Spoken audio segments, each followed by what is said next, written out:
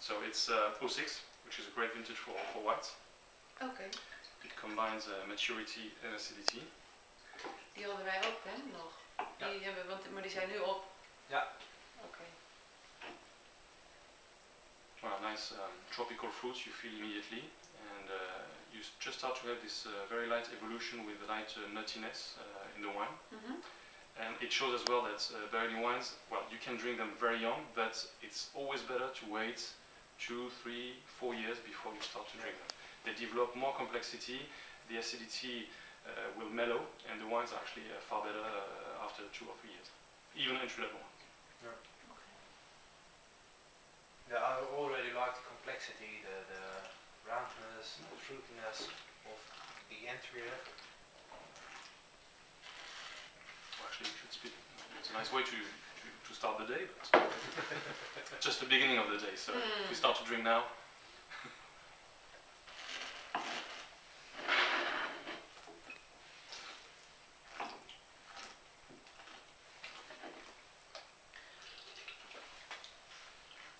Echt iets opgeroepen? And you see, we were speaking about langoustine, lobster, and something. Well, that would be actually a very good match because you have both this maturity, those tropical fruits, apricot, mango, but you also have this nice light nuttiness, flowery, and you finish with a nice freshness, nice acidity. Yeah. And so it's actually a very good match, very good combination with those kind of dishes. Oh. Nou, ik zal het proberen. Give it a try tonight.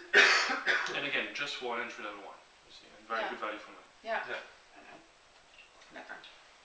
Heel lekker. Heerlijk. Heel lekker. And now we're going to have another wine, another white wine, which is Rully-les-Villranges.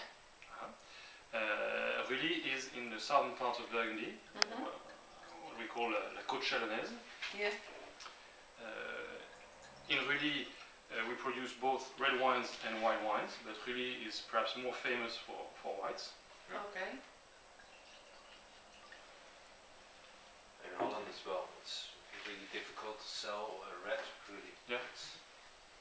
Ja, is het zo? And it's the 07 vintage, Yeah. which for the whites has a very nice acidity. It will appear a bit sharper compared to the 06. Yeah. But again, it's nothing wrong with that. It's just a different balance. It's just a different style. More citrus flavors in this one. Okay. So there was another thing I've heard about the Faiveley wines, the old ones, that they had a lot of not nice acids. You know, and not nice acidity. Instead of hoe zeg je het, scherp? Unripeness. Yeah. No. Okay. Which is not the case in those ones. You will feel it's a nice natural acidity, which is part of the balance, but not something aggressive. We want to produce approachable wines, balanced wines. You need acidity. It's part of the balance. It's part of this refreshing feeling, and it's the structure of the wine you did. It makes the wine. It gives the wine the ability to age during the years, but obviously it shouldn't hurt your mouth.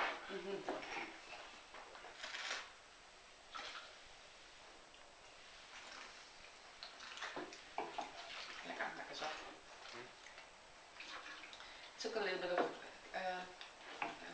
not honey, but caramel. Oui, honey, caramel, a light toffee. That's it. Flavor.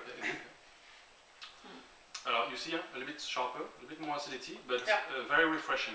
It's not the same balance as this one. This one appears to be a bit rounder, a bit softer. Yeah. This one a bit sharper, a bit fresher, a bit more mineral as well. And you have to play with that to match with the right food. So this one on something, as I said, lobster, something a bit richer with a creamy sauce, and here something grilled with lemon, and that will match very well. Ja. Oké. Ga je het allemaal onthouden wat die meneer zegt? Oké, want ik moet het zo opschrijven. Het staat allemaal veel. I asked him if he could remember later on if I write the article what you've said. He said no, it's all on the movie. Exactly, you don't need to remember. But anyway, And when I give indication, anyway, the best way is to try yourself. Yeah. Because we all have our own sensibility. And some people like the acidity, some people like the bitterness, some people like the saltiness, and some people are more sensitive than others. And as I said before, first rule, there are no rules. What is important is for you to try, to experiment, and to see if it works with you. Yeah. Because we speak about pairing food and wine, but it's pairing food, wine, yourself, the mood, the temperature, where you are, what you want to obtain. Do you want to have something very impressive? Do you want to have something easy and relaxing? Yeah. It's not only the food and the wine that you combine. It's a global experience. Total package. It's your mood. Again, the temperature outside, the season, has a big impact on the way you taste the wines. Yeah. And even the same wines, they do not taste exactly the same depending on where you are.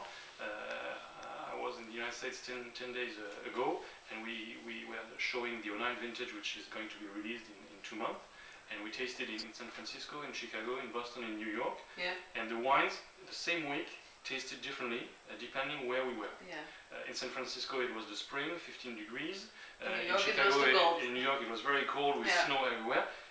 I don't know if it's your mood, your sensitivity, the pressure, the temperature, but it has an impact on the way you perceive the wines.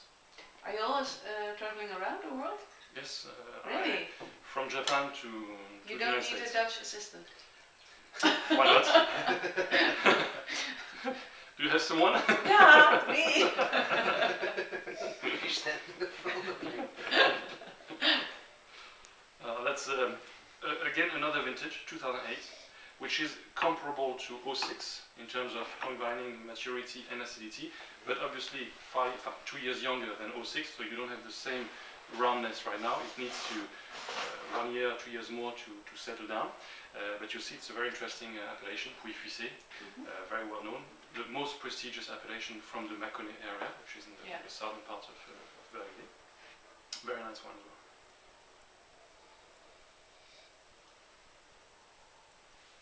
When he was young, we went when he was about 4 years old, and he and his sister and his He's still young. He's still young, yes. But when he was a really little child, we went to Bourgogne, and I have a French friend, and she told me, "Oh, you are going to the greenest part of France, have a nice summer, etc., etc." And I didn't understand, but well, it actually means that it rains a lot, Okay. and we. But that's Brittany.